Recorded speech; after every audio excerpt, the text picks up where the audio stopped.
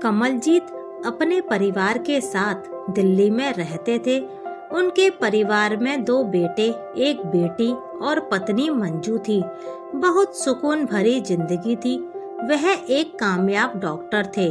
खुद का हॉस्पिटल खोल रखा था, साथ ही एक बड़ा सा बंगला बना रखा था। उनकी पत्नी मंजू भी डॉक्टर थी। लक्ष्मी जी की विशेष कृपा प्राप्त थी। मंजू, भगवान ने हमें बहुत कुछ दे दिया, बस यह बच्चे भी हमारी तरह डॉक्टर बन जाएं, तो हमारे इस सपने को और भी विस्तार देकर हमारा नाम रोशन करेंगे। कमलजीत और मंजू दोनों ही अपने बच्चों को अपनी तरह एक कामयाब डॉक्टर बनाना चाहते थे, पर बच्चों के सपने कुछ और ही थे। नहीं पापा, यह डॉक्टरी हमारे बस की नहीं। यह भी कोई जिंदगी है?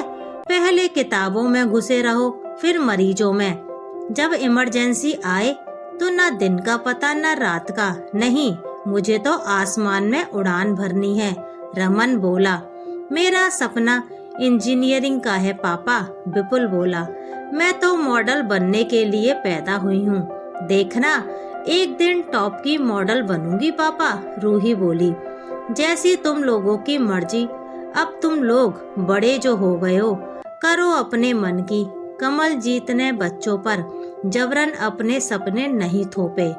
एक बेटा पायलट बन गया, दूसरे ने इंजीनियरिंग कर अपनी राह पकड़ ली। मंजू ने बेटी को बहुत समझाया। बेटा, रूही, यह चकाचौंध की जिंदगी में सुकून नहीं है। कोई और राह चुन लो और अपनी जिंदगी को ठहराव दो। मॉडलिंग की जिद छोड़ दो बेटा। नहीं माँ, मैं खाना छोड़ सकती हूँ, पर मॉडल बनने का शौक नहीं। बस अब मेरे पीछे मत पड़े रहो।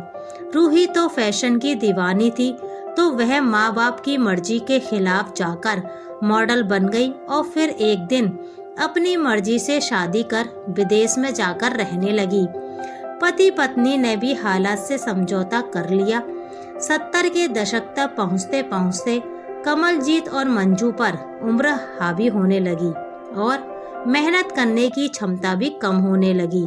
सुनो जी, हॉस्पिटल किराए पर उठा दीजिए और हम दोनों हफ्ते में 3 दिन शाम के समय ही मरीजों को देख लिया करेंगे। इस तरह शरीर को भी आराम मिलेगा और बच्चों के साथ समय बिताने का मौका भी। पूरी जिंदगी मेहनत में गुजर गई, क्यों ना अब बच्चों के साथ समय बिताया जाए। सही कहा मंजू, मुझे तुम्हारा निर्णय पसंद आया।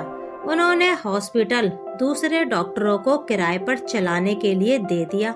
दोनों ने अपनी बची कुची जिंदगी बच्चों के साथ घर पर बिताने का निश्चय कर लिया। कमलजीत की बहुएं रईस घरों की बेटियां थीं और दोनों ही अच्छे पदों पर कार्यरत थीं। घर के काम के लिए नौकर चाकर लगे थे। दोनों पति पत्नी डॉक्टरी छोड़कर पोते पोतियों के साथ घर पर अपना समय बिताने लगे। जब तक दोनों अपने कामों में व्यस्त थे, सब कुछ अच्छा चल रहा था। अब माँ बाप का पूरे पूरे दिन घर पर रहना बहुओं को अखरने लगा था। बस यहीं से परिवार में छुटपुट कलह की आवाजें उठने लगीं। दीदी, आपको नहीं लगता मॉम डैड बच्चों को हमसे दूर कर रहे हैं? हम ऑफिस से आते हैं, फिर भी बच्चों को कोई फर्क नहीं पड़ता। पहले कैसे दौड़कर आते थे। सही कहा। अब 2 घड़ी आराम से बैठो तो बहू कैसी रही दिनचर्या, क्या क्या किया आज। अब यह भी कोई बात है? आजादी से सांस लेना भी मुश्किल हो गया है। कमलजीत और मंजू सब सुनकर भी अनदेखी कर रहे थे। उन्होंने धीरे धीरे बच्चों और बहुओं से दूरी बना ली और अपने कमरे में सिमट गए। मंजू मनी मन दुखी होती, पर खुश रहने का दिखावा करती रहती। एक दिन दिल के दौरे से मंजू कमलजीत को हमेशा के लिए अकेला छोड़ इस दुनिया से विदा हो जाती हैं। मंजू के जाने के बाद अपना अकेलापन दूर करने के लिए कमलजीत रोज सुबह शाम बगीचे में जाकर अपनी उम्र के बुजुर्गों के साथ वक्त बिताने लगे। घर पर पिता की जिम्मेदारी कौन उठाएगा, इस बात को लेकर दोनों भाइयों में अक्सर झगड़े होने लगे। भैया, यह ठीक नहीं है, आपको पहले पता था कि निशा के मायके में शादी है और हमें वहाँ जाना जरूरी है, फिर भी आपने विदेश घूमने का प्रोग्राम बना लिया। दोनों चले जाएंगे तो पापा के साथ कौन रहेगा? विपुल बोला। अरे तो हम अपनी छुट्टी खराब कर दें? पिताजी मेरे अकेले की जिम्मेदारी है क्या? पिछली बार भी तुम लोग बिना बताए घूमने चले गए, हमें मजबूरी में टिकट कैंसिल कराने पड़े। रमन गुस्से में बोला। तो चले जाओ ना, वैसे भी नौकर चाकर हैं तो फिर हम क्यों अपने शौक छोड़ें? विपुल बोला। आप दोनों बेकारी झगड़ा कर रहे हो।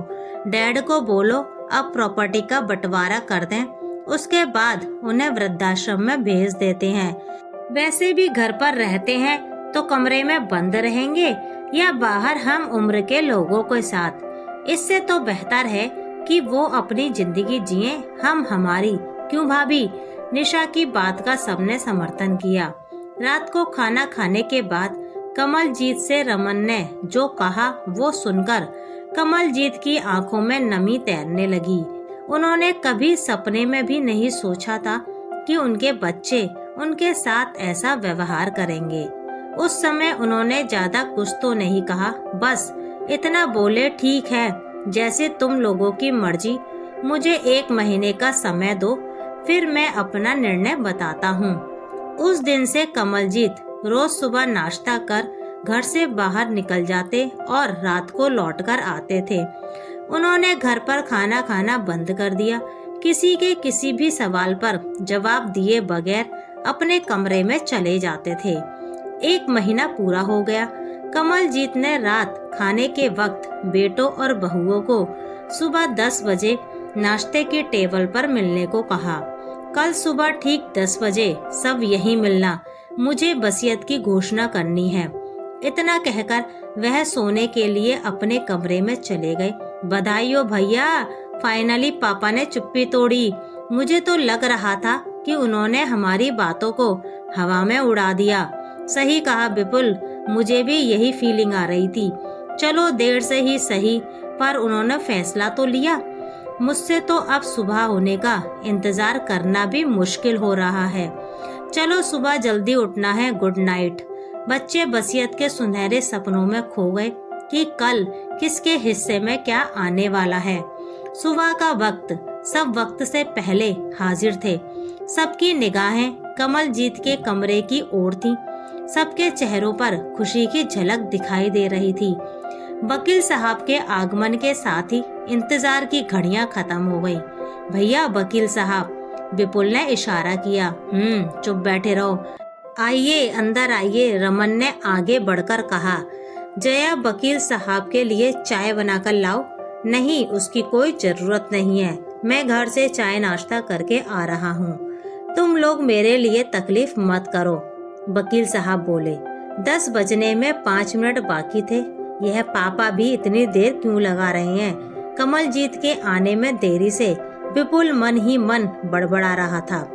थोड़ी देर में कमलजीत भी आ गए वकील बाबू, कुछ चाय पानी मंगवाऊं या पहले वसीयत का कार्य हो जाए? पहले यह काम हो जाए कमलजीत अंकल, फिर देखते हैं।